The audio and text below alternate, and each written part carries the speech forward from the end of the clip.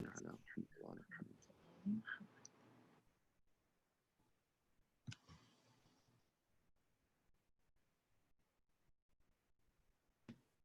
Ahsan, Jazakumullah khair.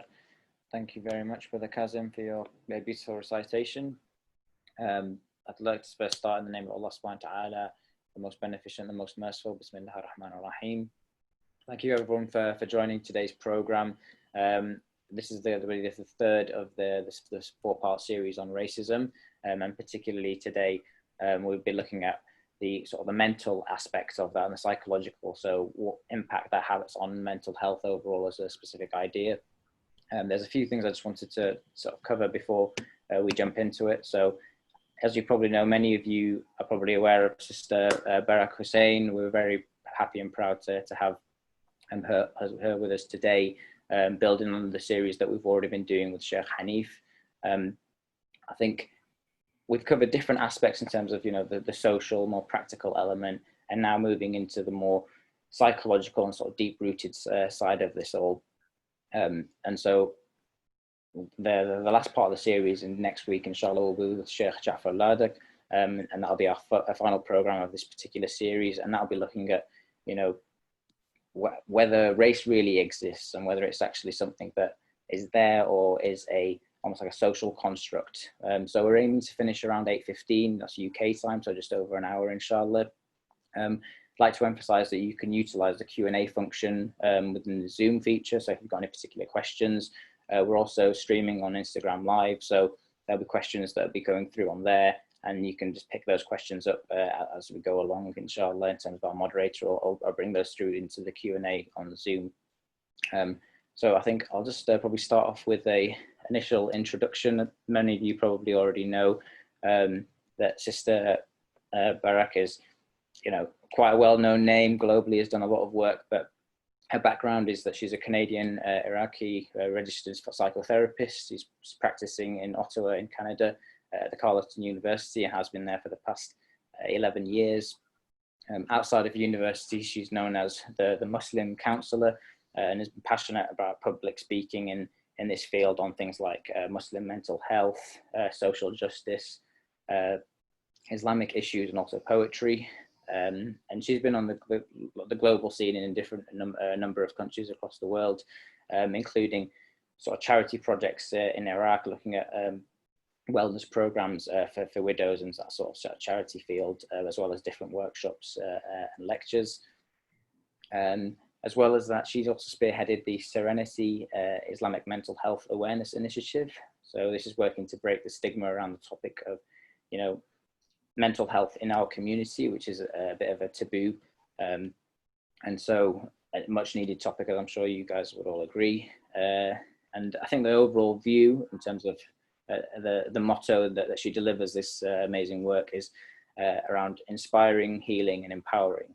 So I think that in the world we live in today, and the current affairs of, you know, the Black Lives Matter movement and just general racial inequality, I think there's obviously a very strong link to that world.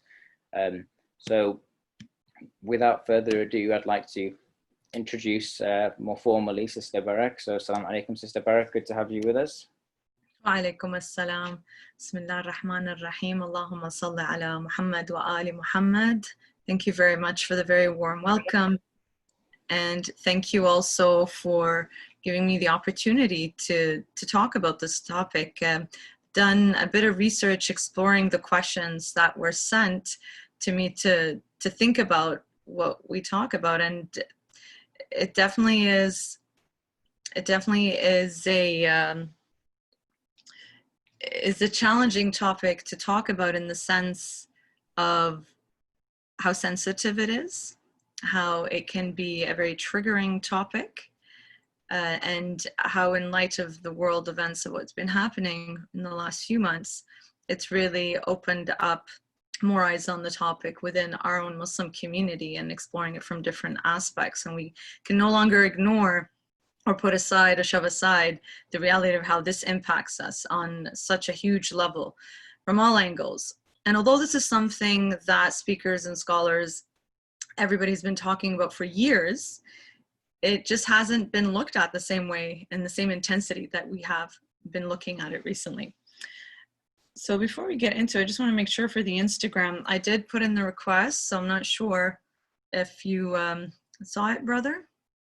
Yeah, I'm trying to add you, waiting for Berak. There we are. Make sure we have all the technical stuff up and going. Khair, inshallah. Assalamu alaikum again.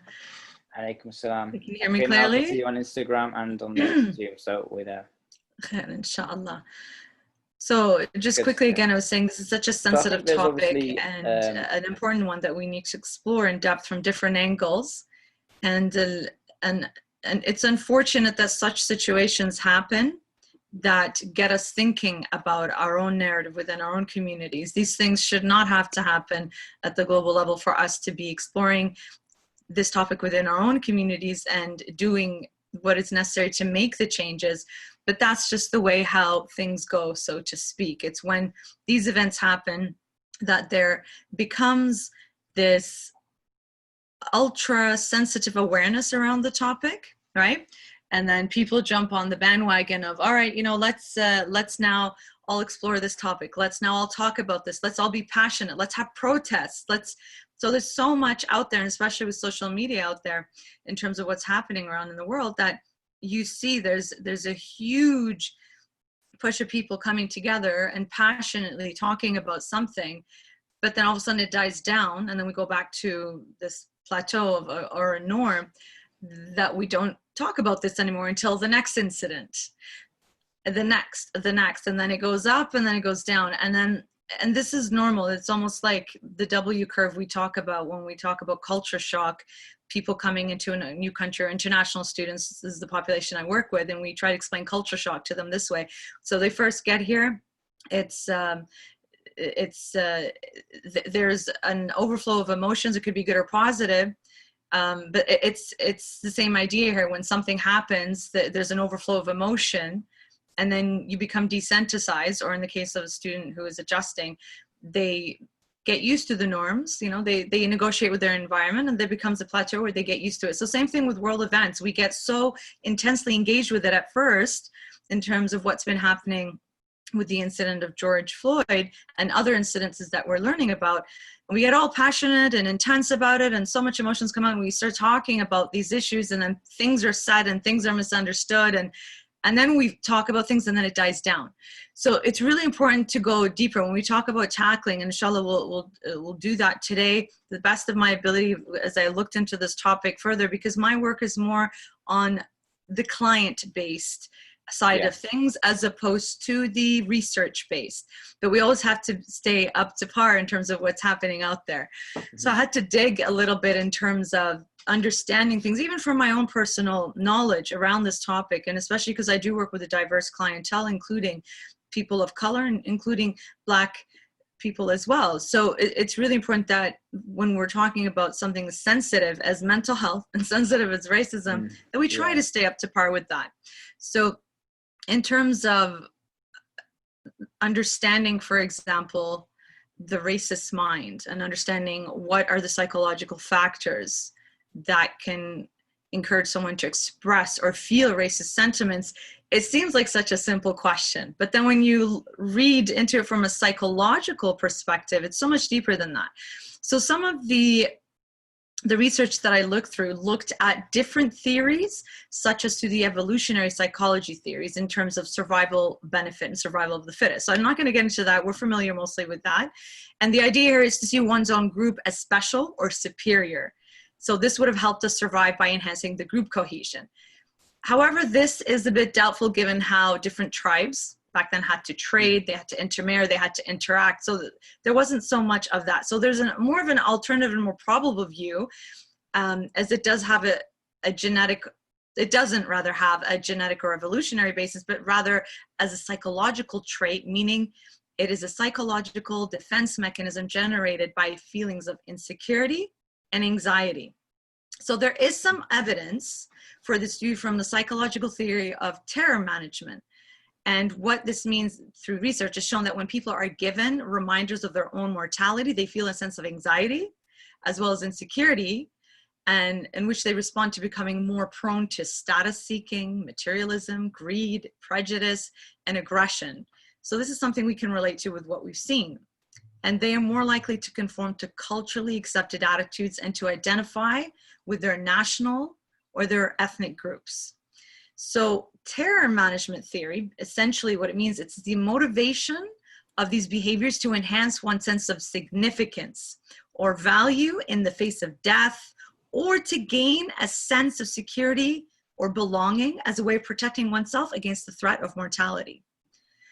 Looking into this further, I came across some interesting concepts from Dr.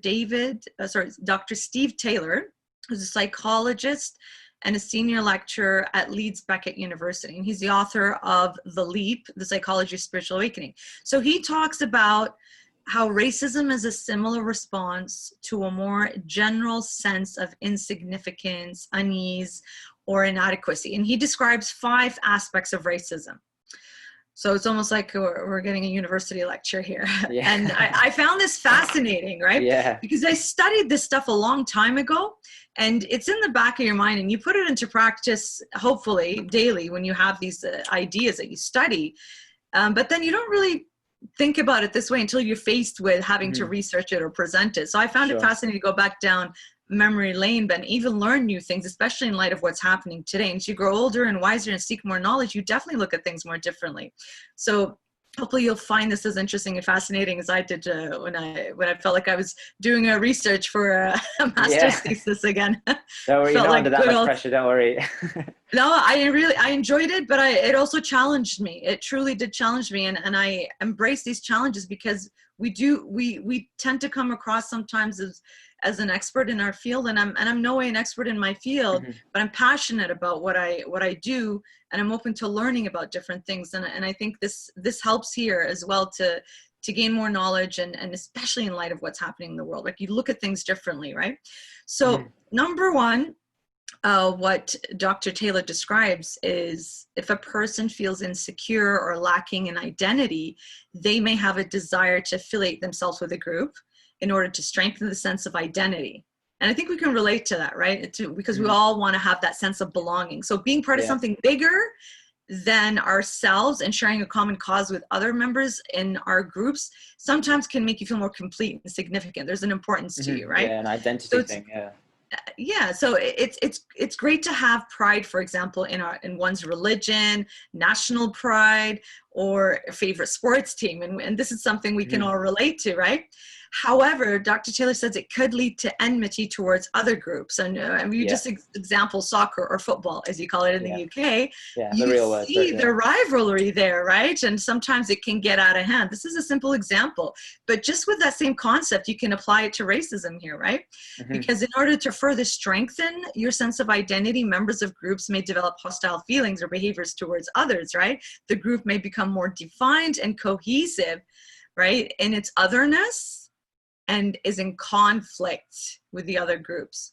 So this was an interesting aspect right there. So another aspect that we look at here is when members of a group take the steps of withdrawing empathy from members of others, limiting their concerns and their compassion to their fellow human beings, right? So here they may act benevolently towards members of their own group, compassion and loving care. However, they can be cruel and heartless to anyone outside of it. This helps, for example, to explain some of the most brutal acts and individuals we've seen in history, such as, for example, Adolf Hitler or Genghis Khan, where you just see this atrocious acts of violence towards others, again, strengthening the core of their own against the others. So acting kind towards, but then horrific to others. So this is related to the fourth aspect, which is homogenization of individuals belonging to other groups. So this means that people are no longer perceived in terms of their individual personalities or behavior, but in terms of generalized prejudices and assumptions about the group as a whole. Again, this is something we can connect with ideas of identity. As Iraqis, we sometimes have that, as perhaps people of other cultures, depending. As Canadians, we definitely have that when we look at the States, but in a positive way, right? So things like that.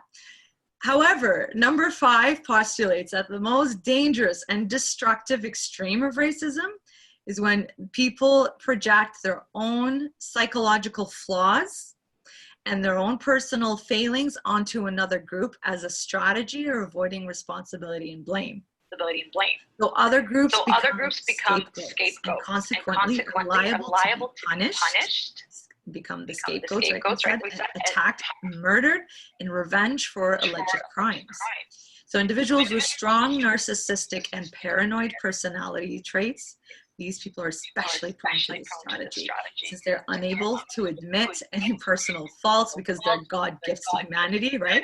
And are especially likely to demonize other people. I think this last one is definitely something we can connect with in light of what's happening with the world today, what we are seeing. And this is a very interesting one for me personally at a professional level, because after I finish this program, later on I'm going to be doing a program on narcissism, and I quite connected with this idea. So I highly recommend people to join that one program as well, because we take a look at this personality disorder in more depth. Mm-hmm. But just having an understanding of narcissism, we can see how people can take on these traits with the racist attitude, right? Mm-hmm. So the second question you asked me in terms of, so all the other questions could be based on this basic understanding of the different concepts, ideas that Dr. Taylor describes around why people can elicit racist behaviors, right? Mm-hmm. And you asked the question, is this an external learned behavior? And a simple answer to that question is that we see that it is a learned behavior. Yeah. Right? We are born of one race. And in the Quran, we know from Surah Al-Hujurat, where Allah subhanahu wa ta'ala talks about, and we know this, we've heard it again and again and again, but I'm just going to repeat it because always remembering is beneficial to us, right?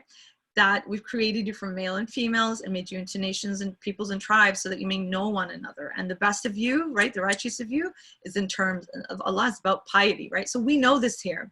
And so when we apply this concept to this question, is it a learned behavior?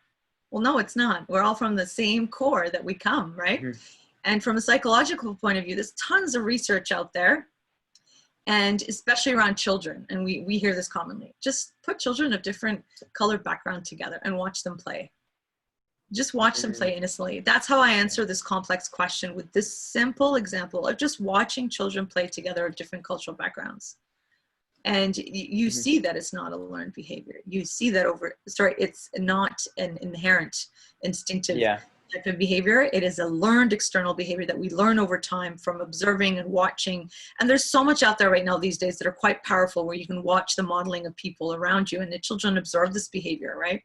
So it's to answer that complex question, this is the simple answer to that. Just watch children play, and that answers it for you, subhanAllah. Mm-hmm. Yeah, no, thank you. No, and it's really interesting because I think, like you said, even if a lot of your experiences has been with the client side, in terms of people who've been on the sort of receiving end, and how the origin of that pain, and I suppose it sort of moves us on to, if we think about, as in, what are the sort of experiences, or what are the sort of impacts that you see, like firsthand, with some of the people that you work with, as a result of being on the receiving end of some of that negativity that, you know, the tribal group is now portraying, and that side of things.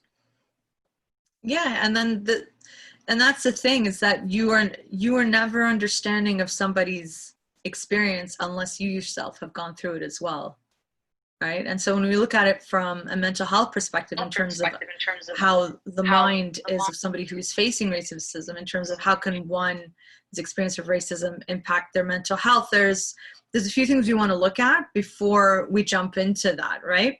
So let's look at racism in terms of a symptom of psychological ill health. For example, the last point we looked at is people with traits of personality disorders would highly embrace potentially this racist type of attitude, right? So it is a sign perhaps of lack of psychological integration, a lack of self-esteem, and inner security, right? We see this with the narcissist. Again, I keep referring back to that, but it seems to fall into that character type, right? Where psychologically healthy people have a stable sense of self, a strong inner security, right? and are not racist because they have no need to strengthen their sense of self through the group identity. It's very individualistic here, right? They have no need to define themselves in distinction to and in conflict to others. So it's an interesting concept to think about that way. Now, racism and xenophobia. So xenophobia in this context is a dislike or prejudice against people from other countries, right? So both racism and xenophobia here are not the only possible responses to insecurity or a sense of lacking. Of course, so for example, when it comes to mental health, so taking drugs, drinking heavily, and becoming obsessively materialistic or ambitious, these can be other responses as well, right? So psychologically healthy people don't need to resort to racism in the same way they don't need to resort to taking drugs.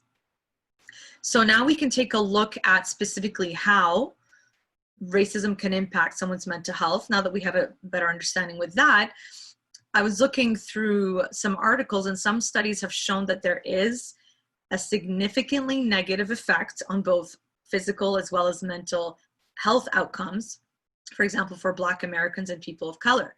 So the anxiety, anger, sadness, etc., that arises is, of course, an understandable reaction during and in the wake of painful experiences of racism.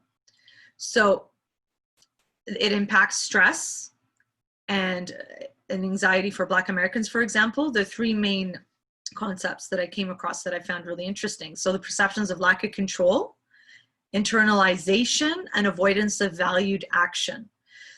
Now, I think if everybody can understand these concepts a little bit better, we will all connect to these ideas in some form or another. So perceptions of control, internalizations, and avoidance of valued action.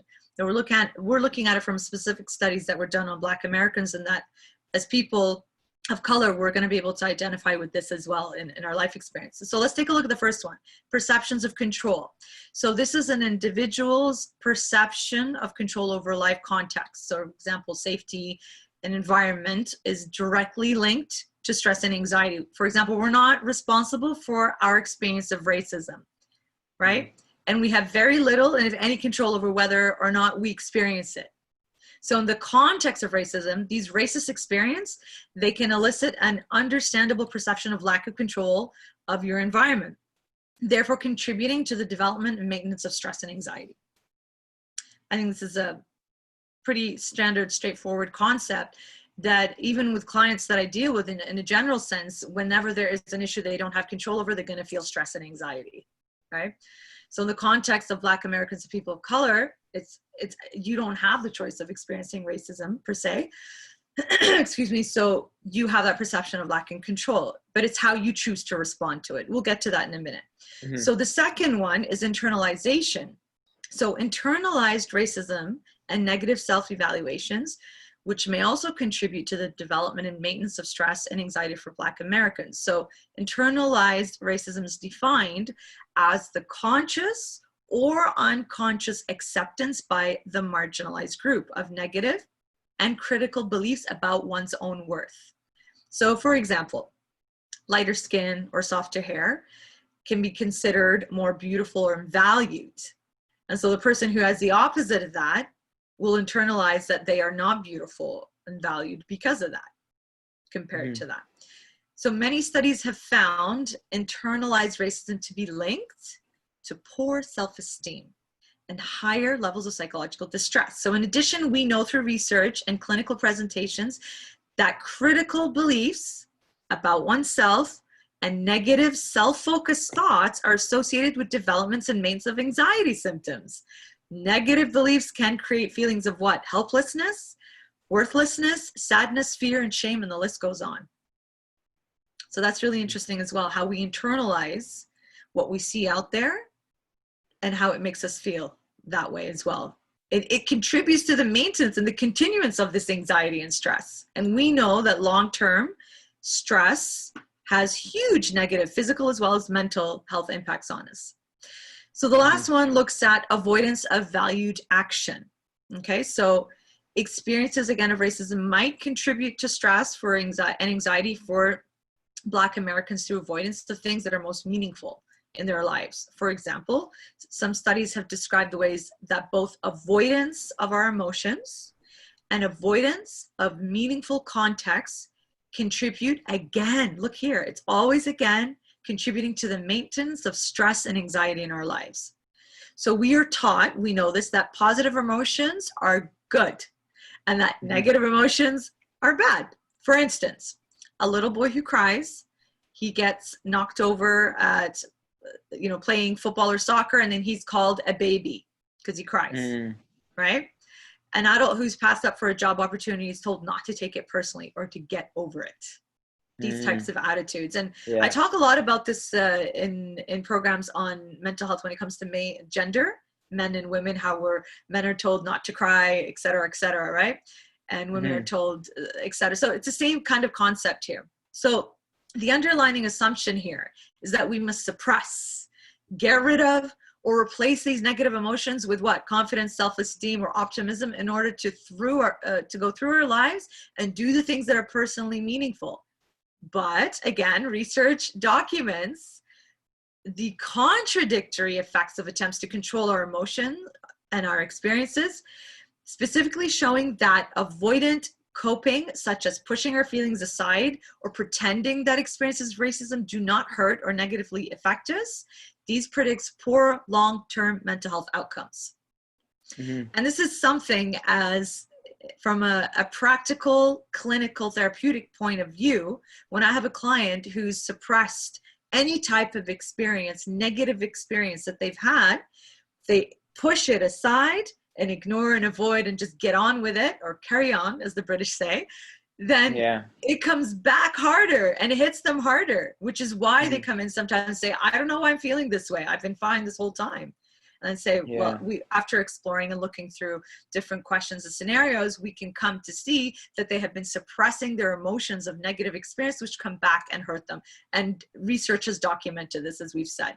So from a racist point of perspective, so racist experiences could exhibit symptoms of anxiety, including elevated heart rate, blood pressure, critical and negative self-focused thoughts and worry, which again, like we said, long-term have huge negative mental health impacts. And there's probably two things I want to pick out from that. So I think one is, like almost that thinking and that feeling and that self-esteem is whether or not that's something that you realize, and you refer to sort of like the Afro-Caribbean community, or as in Black Afro-Americans and things like that, in terms of the thinking and the feeling that they might carry. So again, do you think some of that's almost like not inherited genetically, but is a complex, like an inferiority complex that they end up, inheriting from what they see of their parents, experiences of people around them, and they might think that, due to the history, especially again in America, there's such a big, heavy baggage of history of what that community has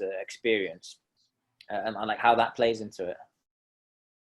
It does, and it leads us to our next concepts and ideas when we're looking at how a particular demographic, such as the African slaves or the African Americans living during the time of Jim Crow from the 1800s to 1965 era.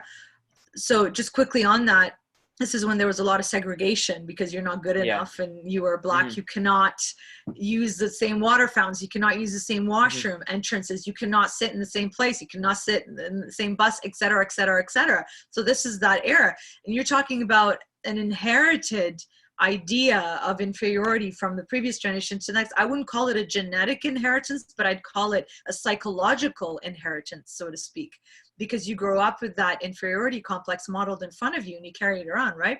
So for instance, experiencing racism at school, work, or in social environments may be barriers to engaging in meaningful or valued action, like we were talking about before, including education and career goals and making social connections. And when we look at it from a research point of view, the research suggests that a lack of engagement in valued actions is associated with, again, stress and contributes, again, to the constant symptoms of anxiety.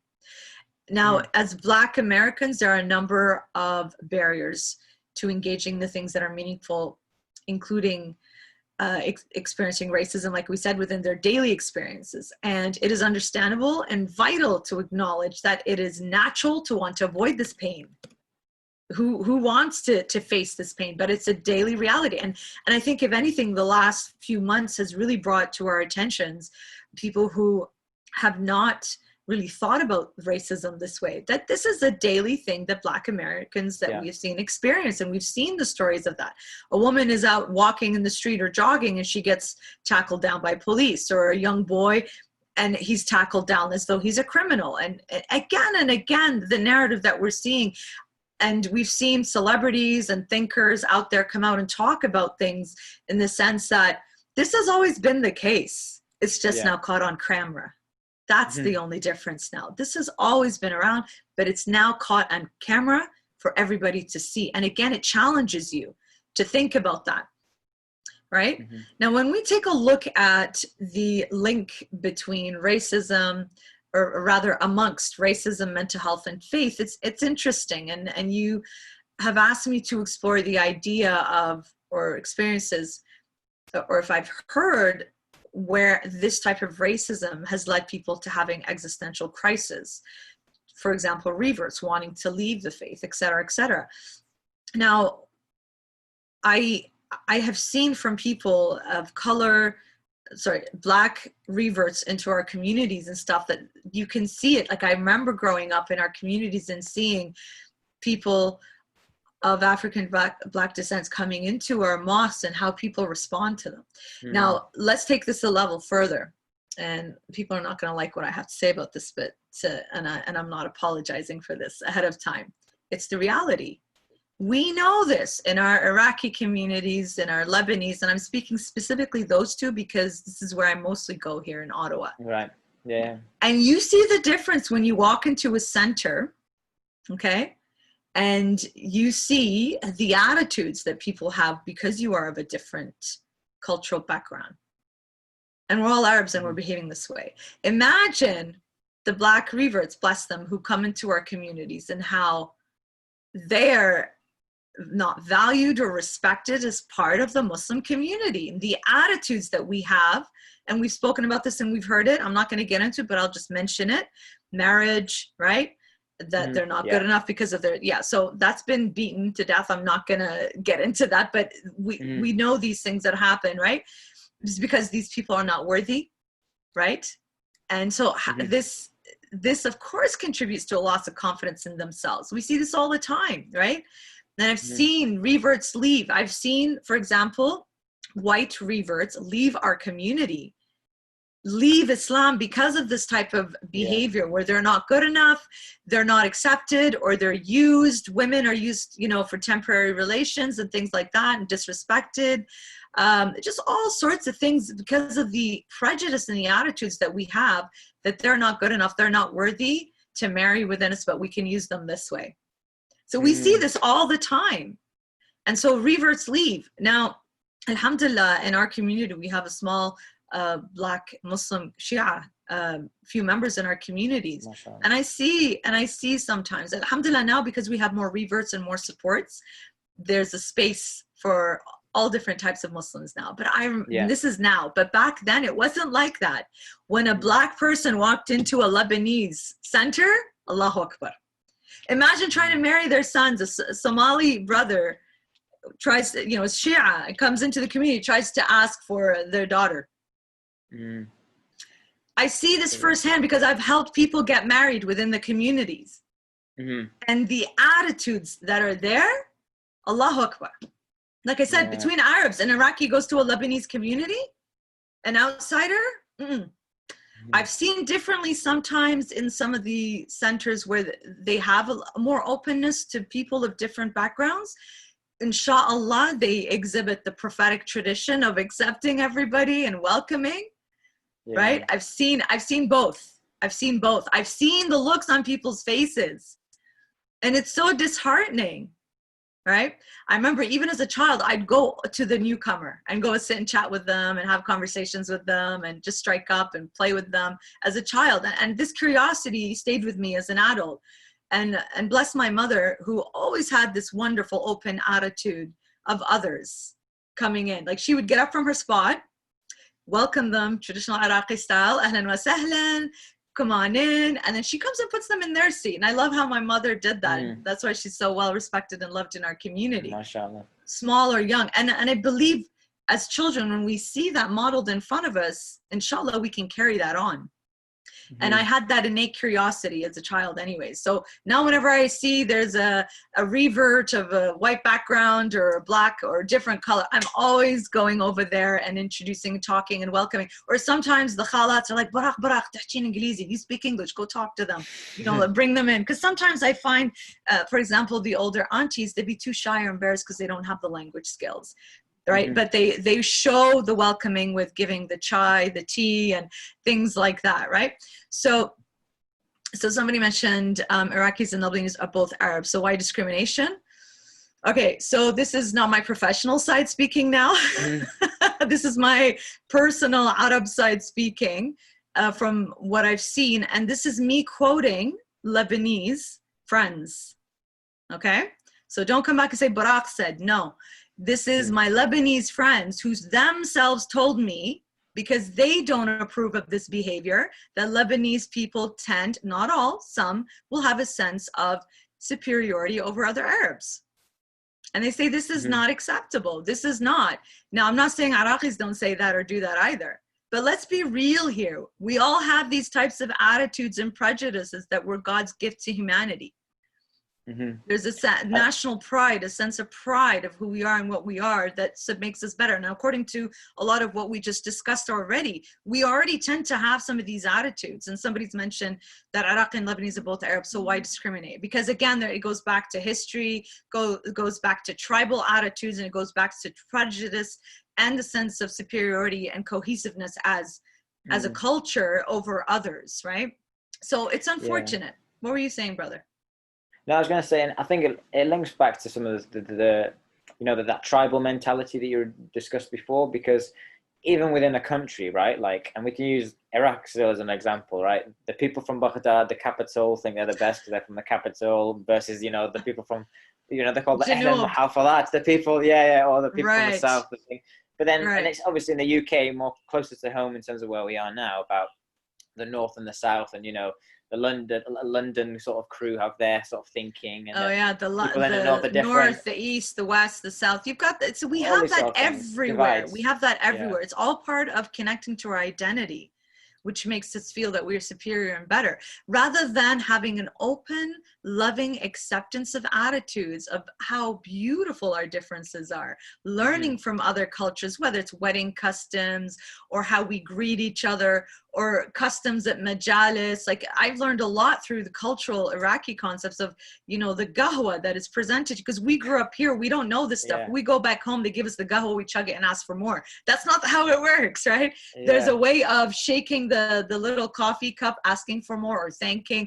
Yeah, exactly. There's all these cultural nuances that you don't understand growing up in different cultures, but you still identify with, because, hey, I'm an Iraqi, you know, and you shake your coffee cup. But there's meanings to that we don't know unless you grow up in it, right? So all these nuances, all these idiosyncrasies, all these cultural identifiers, sometimes there's pride in that, but sometimes we are prideful over things that are truly embarrassing to be prideful over. Wouldn't you say? Yeah. And no, I think it's funny. Yeah, it's just funny how culture over religion here. Yeah. And you know, so I think, because there's a lot of, and this is where we sort of talked about some maybe and in previous parts of the series, we talked about some of the practical ways to solve some of these issues. And I think you outlined some really beautiful ways, and your mother, mashallah, is an example of being welcoming to these individuals. I suppose to flip into the sort of the more intrinsic thinking of that. So maybe you've got a friend or your sibling, or maybe it's even yourself. Is there anything that, you know, from a psychological perspective in terms of how that could be tackled to help people who might feel that sort of inferiority example as a result of the negative environment, or the racist environment? So we'll look at the psychological more in a few minutes, but let's talk about having real raw discussions within our community about our own prejudice, and changing the language that we use within our own. So as Iraqis, and Arabs, we use the word abid, and it is a racial slur, but it's become so ingrained as part of our discourse that it's normal. Just the other day, somebody mentioned to me from the Lebanese culture that they have a dessert with that name in it, but because of the racial discriminatory context, it was removed. And so that's the attitude we need to carry, is to become aware of things like that, right? And reverting back to our essence of faith and the examples that are set. And we always say we always need to revert back to the Prophet and Ahl Bayt alayhi salam, and the traditional sunnah that way, in terms of how we work and connect with people. I admire what Sheikh Nuru did. And I was amongst the first supporters of this, and there was a huge backlash to it. And like, no, it needs to be called out, just like he called it out, right? Now, calling it out is one thing. It's the work that needs to be done after, right? So we need to acknowledge, right? We need to have repercussions for people who do behave this way in any form of discrimination within our communities, whether it's culture and race, like we were saying, even against women. And that's a whole other topic. But when we're talking about discrimination here, this also includes that. We know there's a lot of that within our communities. When she said, we know that. So people in power, okay, for example, they need to be taken out of these positions if they're abusing that power. And we know this from whether it's spiritual sexual abuse, whether it's power dynamics within the community, and my word goes and nobody else.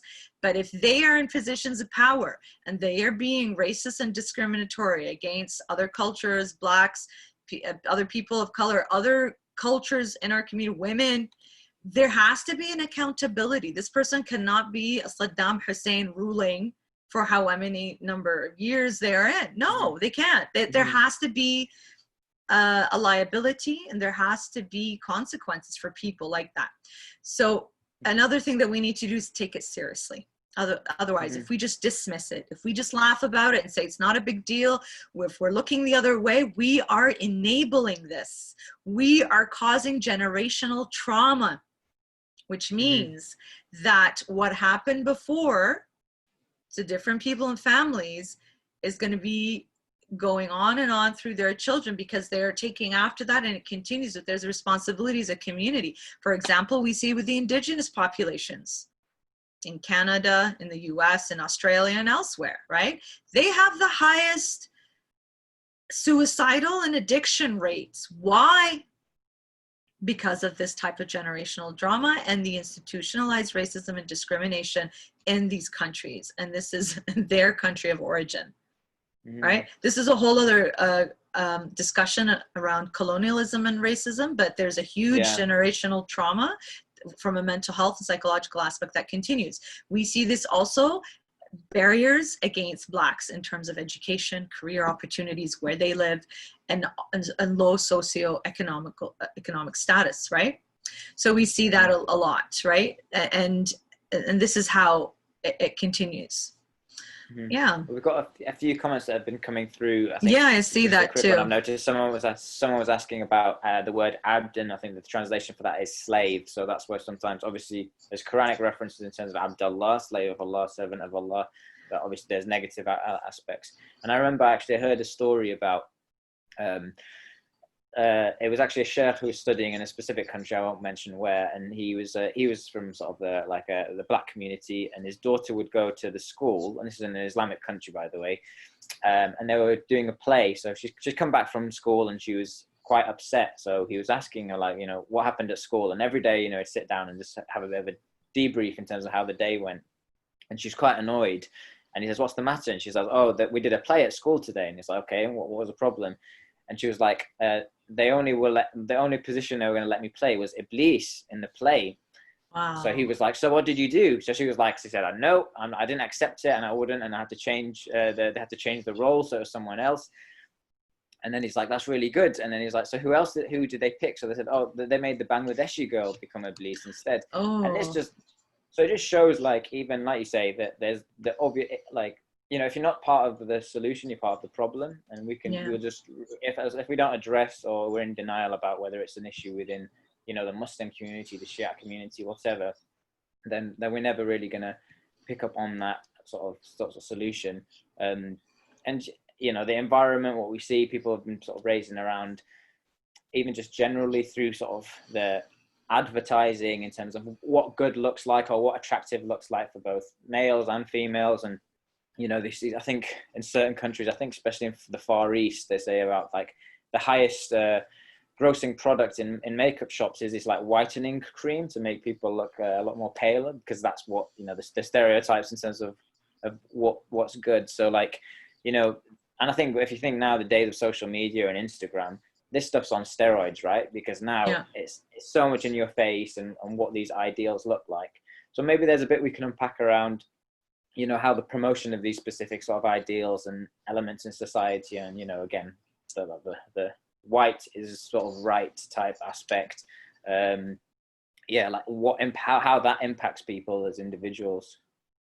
I was thinking about this question from a social media perspective, where I saw a video by a dark-skinned Palestinian actress, Arabic actress, speaking actress, and she's this beautiful dark-skinned woman.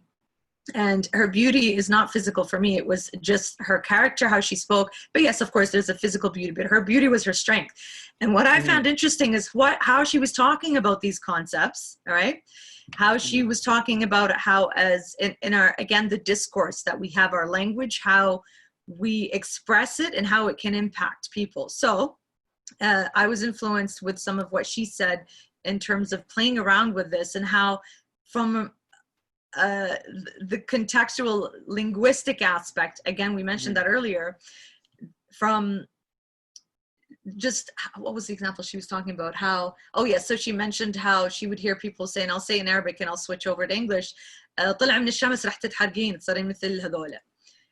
Get out from the sun, otherwise you'll be burned like them.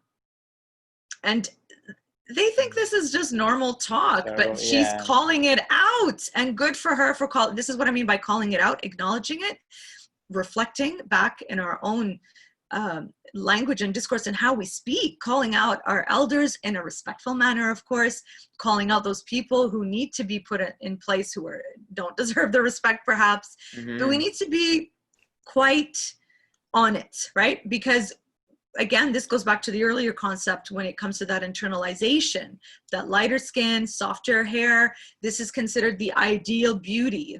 What does this do? It demolishes the self-esteem and confidence of other people, of course. When you are seeing this as the ideal beauty, then you are internalizing because you don't fit into the characteristics of this ideal beauty. Then how do you start feeling amongst yourselves, right? And this is a whole topic on its own when we talk about the impact of social media and then racism and how it impacts you. But it's essentially the idea of internalization here. You're internalizing that you are not good enough, you are not worthy, because you do not fit the standard of what this beauty is all about. And I did a whole program on this 2 weeks ago in terms of hijab, fashion hijab and modest hijab. And I highly recommend for those people who are working with those ideas to explore these ideas that both Sister Sahar and I explored, because we looked at that point of view and we can apply it to this concept here in terms of self-esteem and confidence and worthiness. Just like we described it earlier, a person who is psychologically healthy will not need to fit to the cultural or just to fit into any norms around you. They don't need to conform for their worth to be there. This is the same concept here. But who can say that they're all psychologically fit?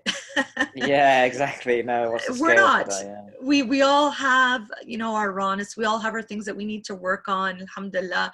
And it really becomes with that awareness. Again, watch the narcissist program we're going to do later, because we get into the nitty gritty of that. But it's the same ideas here, right? So but when it's constantly in your face all the time, it becomes absolutely challenging to be able to accept your worth, to be able to grow from that. And this is where psychology and, let's say, mental health counseling can really help you here, because the idea is when you go through the process of therapy, you can really work on building your sense of self and your self-esteem and internalizing in a healthy way. Okay. Yeah. So what are those sort of, you know, practical psychological things that you could do to, and I suppose there's two sides to this, right? One is that there's like the subtle racism that we all have in our hearts, unfortunately, and that we need to try scrub out and get rid of, so that we don't have stereotypes. So when we see a specific person, we associate these sort of things.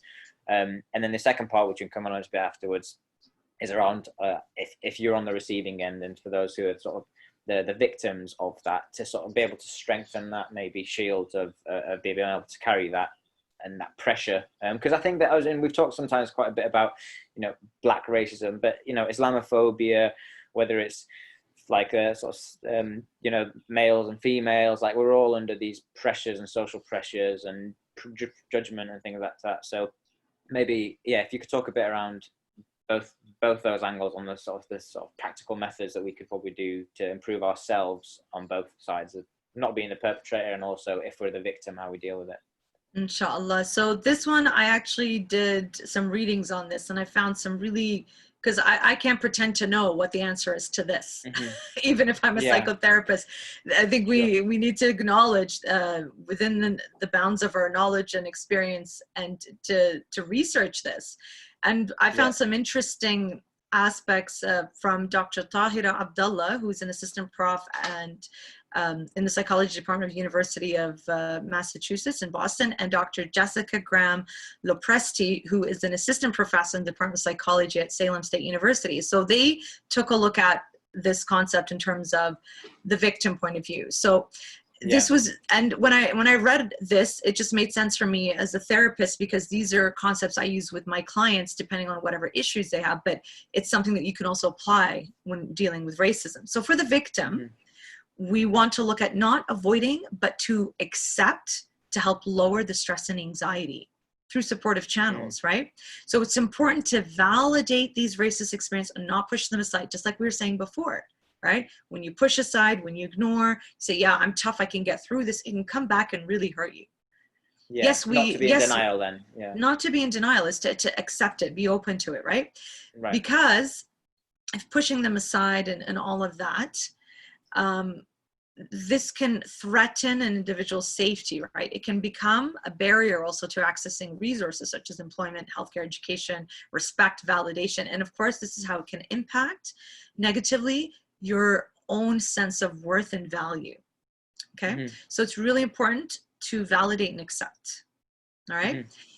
The second thing we talk about is self-compassion, where we are often told that we are, or blacks or people of color or anybody who's experienced this, right? You're overreacting, you are hypersensitive, which perpetrates the self-perception of emotion as weakness or being out of control. And that's what we've seen. There's a lot of talk and analysis around that in the media, with how you see a lot of black people, a lot of young black people as well, just trashing places and a lot of rioting and all of that. And people come back and say you're overreacting and being hypersensitive, and you're seeing that you're weak and not in control of your emotions. So it's interesting when I was reading more about this. So it explains that again, that when we experience racism, when we experience emotional reactions in the face of racism, we can deliberately practice by being compassionate with ourselves and recognizing that anger, sadness, and anxiety, all of these arise. These are understandable reactions during and after these painful experiences, rather than internalizing or taking what others are saying, that you were weak, you were you, right? So we need to acknowledge that. So that's the first part of the self-compassion part. The second part that these doctors describe is that self-compassion is described as the appreciation of our emotional responses to racism as being understandable, natural, and part of our human experience. For example, you can acknowledge that one is angry and appreciate that anger is a natural and understandable response to an unjust situation, rather than viewing this emotional response as being unreasonable or something to get over. I found that fascinating when looking at it through that context, because these are concepts that we use in therapy when processing emotions and normalizing and validating and working on these to get to acceptance self-compassion. Sometimes and just take it a little bit further. Sometimes we get so hard on ourselves for things. Oh, I'm so dumb. I'm so stupid. Why did I do this? We have this negative self-talk that just keeps going, and really impacts us in such a harmful, negative way. So from this perspective, how these doctors present it, I found it's such a very strong link here to how we process and validate our emotions as a normal human experience. But then it also comes to learning how to manage our emotions as well. Yeah, and it's probably a two-step process, right? That it goes back to the thing, like if you deny the problem in the first place, how do you manage and deal with that? Whereas if you accept it, it's like, okay, now we understand what the issue is. Now how can I work with that? And you're about to give me the answer in terms of how we work with these things, right? So in terms of the perpetrators and looking at social psychology concepts. So I went back to the textbooks here for this one, because again, I cannot... We make you do a lot of revision, right? Like, sounds like you've been in the libraries, like flicking through the journals and things like that. I was, because I know where my limits are with certain things, and I don't take on a project or a talk or a lecture or a workshop unless I feel comfortable first with the topic from my own clinical experience. And if it's something outside of the clinical aspect like this in terms of clinical research, then I make sure I do my research. I don't like speaking وإياكم. And I think this is really important. We need to do this because we can't pretend to know what is happening in the world just because we had one experience. Sure. You can't do that. You really need to dig and learn more. And going back to these basic things that I learned in university was such a humble reminder of, you really need to continue reading what you learned years ago and apply it from what, because things change over time. So it's really fascinating to look at these social psychological concepts, right? Where it takes, so there's a few here. So we need to look at changing our stereotypes and prejudices, because we know these are not easy, and attempting to suppress them, like we said, will backfire. With appropriate effort, we can reduce the tendency to rely on our stereotypes and prejudice. This is an interesting thing. So if we work on learning how to process emotions, then that will help us not to rely on our prejudice. Because we have these, when we see somebody, right, right away we are computerizing them, we're judging them, and you know, all these things right away start shooting in our, oh, they're black, or they're this, or this, or this, or this. That means right away when you see that, and we've heard this before, and as I was reading, I came across this again and again and again, the prejudice and the stereotypes that we have when we look at a black person lazy. Right, and all of these, right, and so it's unfortunate that when you see somebody like that, this is what comes immediately to your mind. This is what it means by that. Learning how to change and not rely on these stereotypes and prejudice. So prejudice will change faster when it's confronted by people who see it occurring. So that's another thing. Confronting prejudice. It can be embarrassing, but it can also make us feel that we've done the right thing. What concept is this from an Islamic perspective?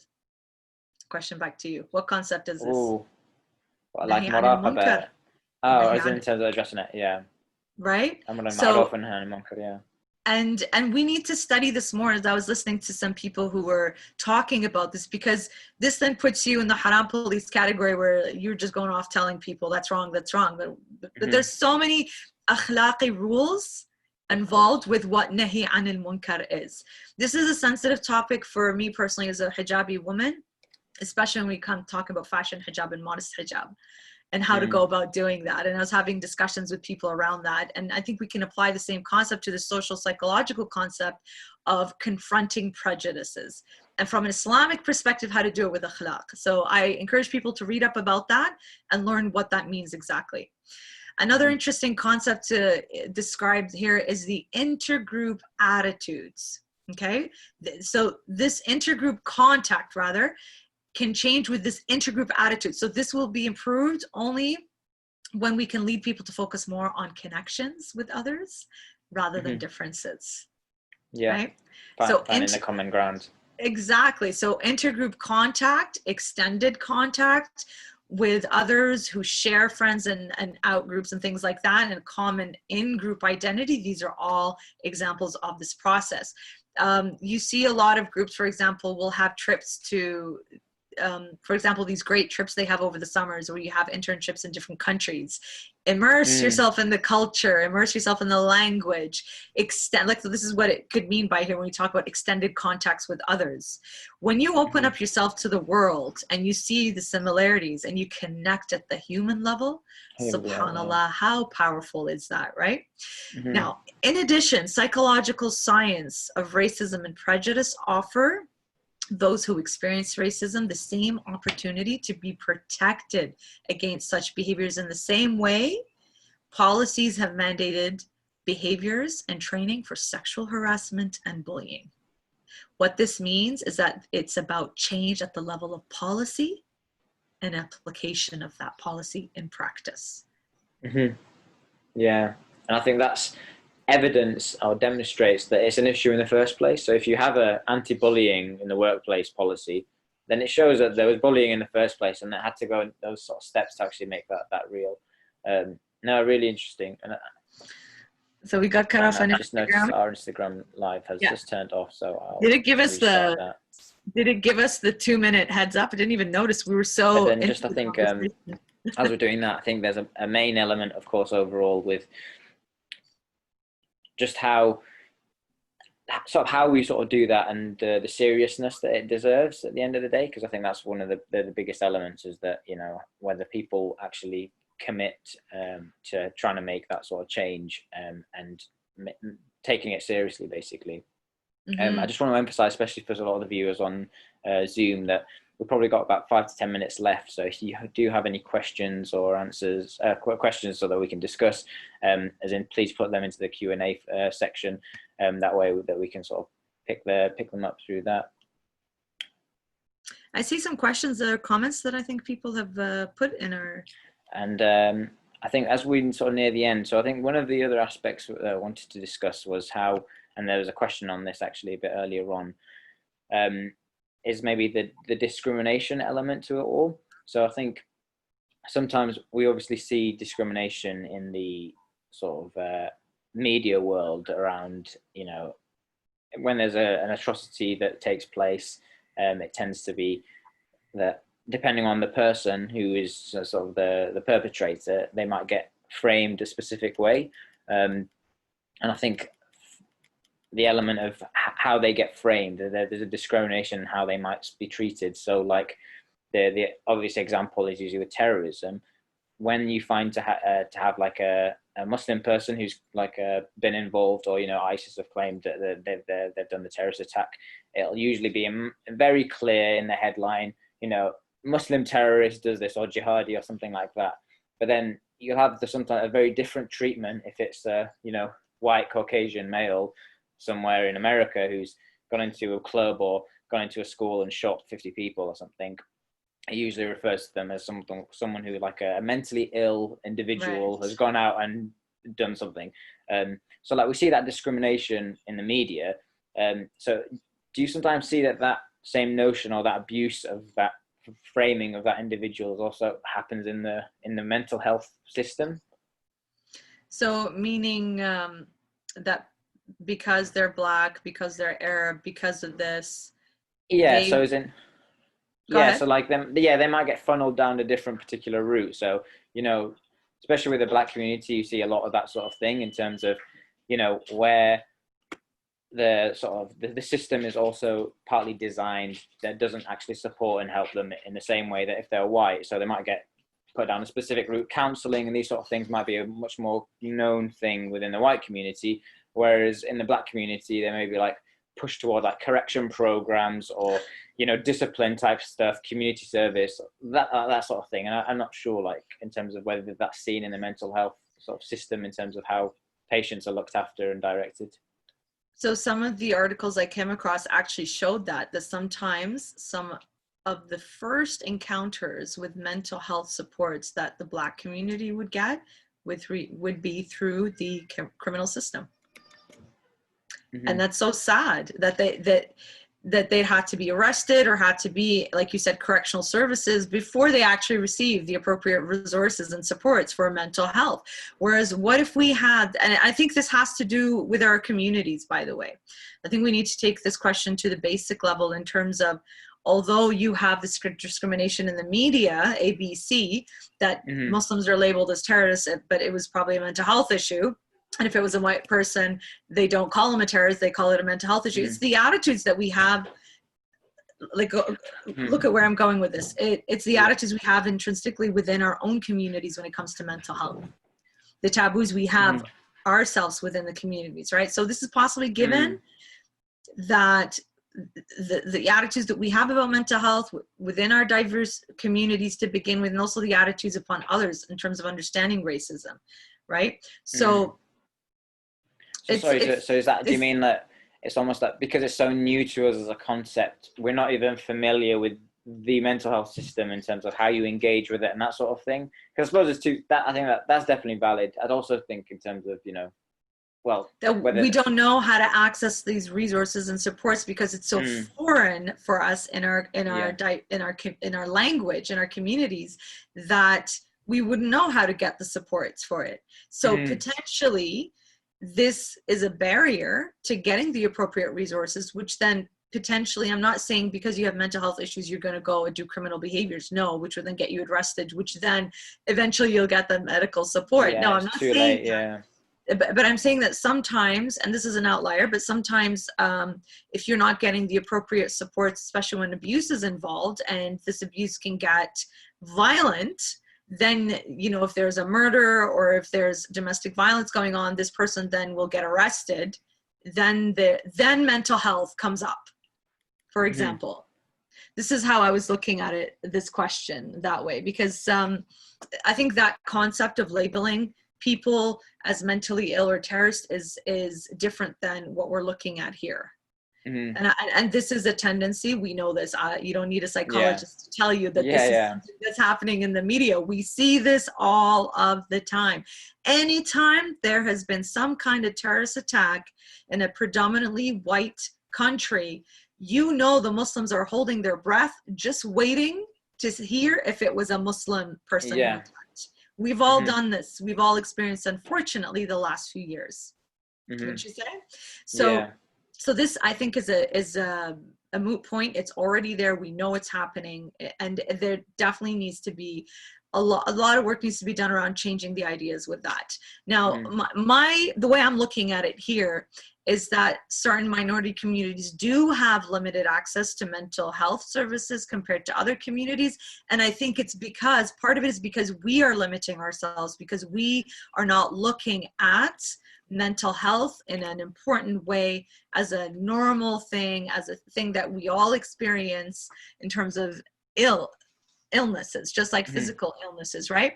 Now, because I work in diversity, I see a lot of people having access to the service, perhaps where I'm working at. The university where I work in is very diverse, mashallah. We have wonderful policies in place, supports and resources for everybody. Alhamdulillah, I have not experienced this.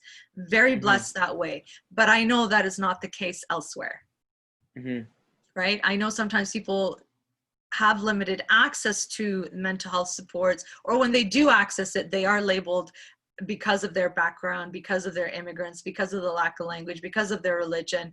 There are assumptions made in therapy. Now, I do a whole program on mental health, Islamic counseling concepts and how to put that into practice. Part of the research I did there, and I'm very passionate about this, especially being a practitioner and talking about diversity within counseling and therapy, is that there are cultural counseling courses. There are theories and practices that therapists learn so that when they do have a client of a different cultural background or different faith, they know how to use the language. It's not a cookie cutter, so to speak, solution for everybody, but it is something that we are trained in.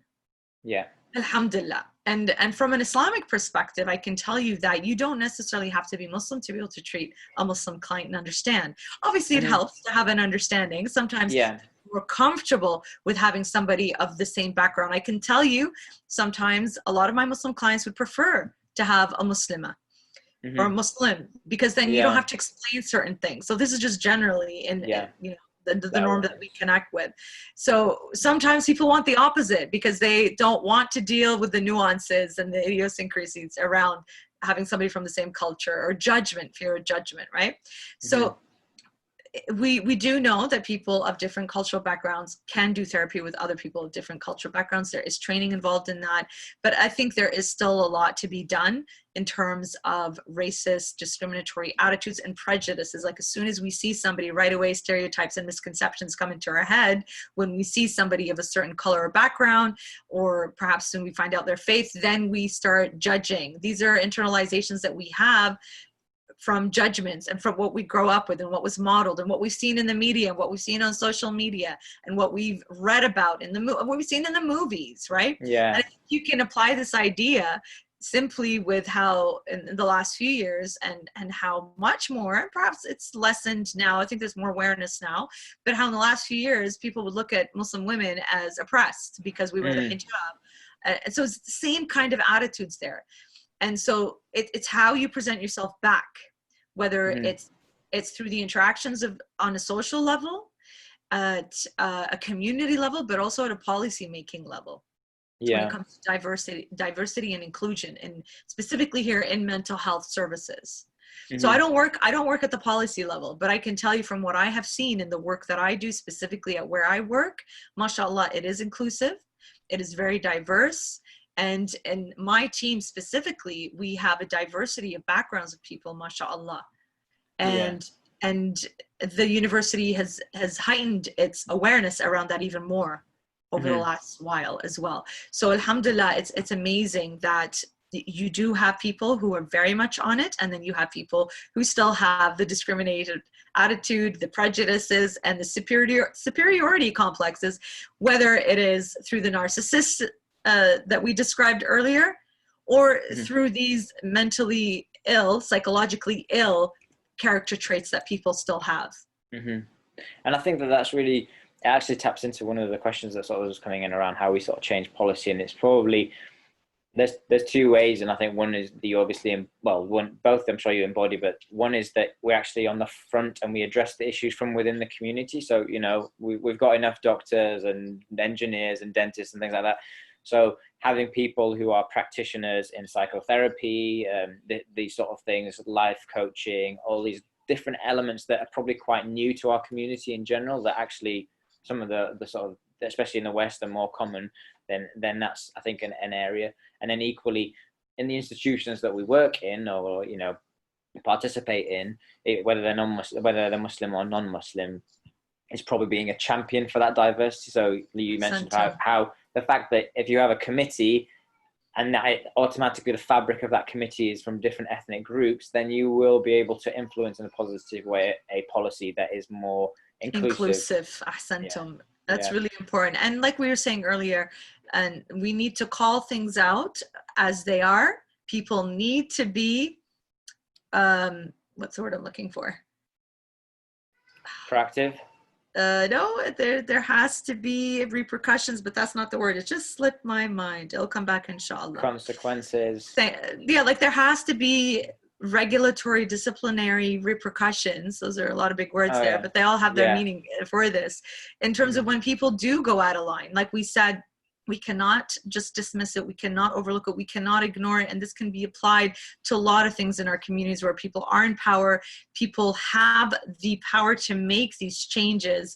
And a lot of people are in this authoritarian position of holding on to this position tightly for dear life and not making the changes that are required, whether it is around women. I firsthand experienced this with community members, heads, who have this fake attitude of we're inclusive, see how we include women, but then go right in your face and insult you as a woman and degrade you. And a firsthand experience this, and those who know, so to speak, but it's the attitude. If this is happening with women and this person is in power, you know this is happening to all other cultures and communities within our own community. And we have to be open and real and acknowledge these things, because and it's not just, and we just have to be careful not to turn against each other as well. When we are calling out, when we are calling people out for their behaviors and their attitudes, and there has to be discipline, there has to be also a cohesion of procedures to fix these issues. Yeah, it's constructive, like, rather than Constructive, just critical. ahsantum. Yeah. Because it's so easy to turn against each other. Like I brought up deliberately earlier, I spoke about my personal experience and my professional insights on that from the Arab community with Lebanese and Iraqi, and this inferiority superiority complexes that go on. Now I bring this up as an issue, but I also talk about, however, this is how we become inclusive. This is how we work together. Even though there's these prejudices and attitudes, this is how you see inclusivity with the youth groups, mashallah, who are much more inclusive than the past generation, because perhaps also the awareness of being more around people of different cultures and colors and backgrounds, right? Perhaps our generation of parents did not have that, so they don't know how to interact with people of different backgrounds. So alhamdulillah, being aware, calling it out, but also looking at the amazing things as a community, what we have done together, and the power that we do have once we do open up our hearts together, and all as Muslims and people of faith, and just as humanity. It truly is about your intention and what you want to serve and what you want to do in the end, right? Because there is no such thing as races. We are all part of one human race, inshallah. Inshallah. And I think that's a very beautiful place to end. Thank you, Sister Berak. It's been a really interesting discussion. I think you've really brought a level of insight that, you know, it's a different angle to maybe some of the other areas and the talks that we've been picking up on. So we're very thankful for that. I'm worried there was a few extra questions that have come in that some are probably linked in some of the next, like the next part of the series that we can pick up next week, inshallah, with Sheikh Ja'far Ladak. So that'll be the same time. And that's about the social construct of whether racism is real. Does race really exist? And I think that taps into a few of the things that actually you've been speaking about. There's also a specific question which I think you'd be very suited for, but maybe it's around like any self-help or psychological books that you'd recommend. So I think if maybe offline you can provide a list and we can put that on our social media handles. So inshallah, I'll look into that and put the recommendations out there. And I also have to commend the IUS Manchester and IUS National and all the IUS members for being very strategic and not jumping on the bandwagon and rah, let's talk about racism, but being very strategic in terms of this is how you implement change. You acknowledge, you look at it from different angles, from all of the different perspectives that you have provided with the different speakers. I commend you for that. This is part of what we talk about, constructive policy changing and also changing people's prejudices and being aware and looking at the beauty of resources and people that we have within our communities that are able to provide meaningful insights to helping to shape and change the prejudices that we do have. So ma'jureen inshallah for all your amazing work around that as well. Thank you very much. And we're very thankful for you sharing your knowledge with us in these areas. I think just before you go, I think you mentioned that there's a narcissism episode coming up later on today. Do you want to just give the details for the viewers so that if they want to log in? Ma'jureen, thank you so much. Ma'jureen, because I think when we talked about it from the racist point of view, we also need to look at it from a social daily point of view with people that we interact with on our own. So inshallah, in around half an hour, so it'll be 4 o'clock at our end, it'll be 9 o'clock at your end, where you are in the UK.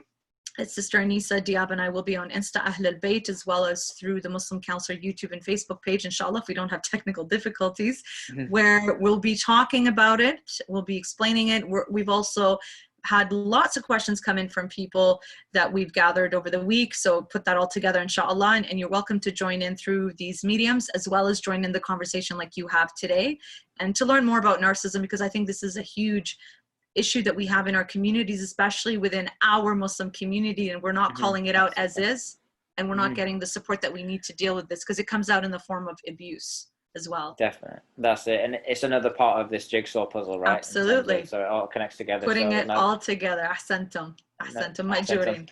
Brilliant. Okay, thank you very much for everybody joining, and for again Sister Berak for helping us with this discussion.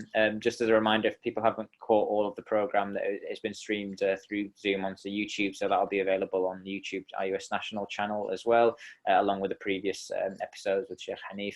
And again, reminder for next week, inshallah, that we'll be covering the final part of the series. We look forward to having further discussions, and this is, like we said, it's such a huge topic that we hope and we plan that this isn't just a hype thing at the moment, and that there's going to be real change, and that the effort of moving that flywheel will continue until inshallah. the job Bless is you for done. all your efforts. Ahsantum. Okay, jazakum Allah khair. Thank you very much. وإياكم. Sallu ala Muhammad wa ali Muhammad. اللهم صل على اللهم صل على محمد وآل محمد وآل محمد. محمد. السلام عليكم. عليكم السلام ورحمة الله وبركاته.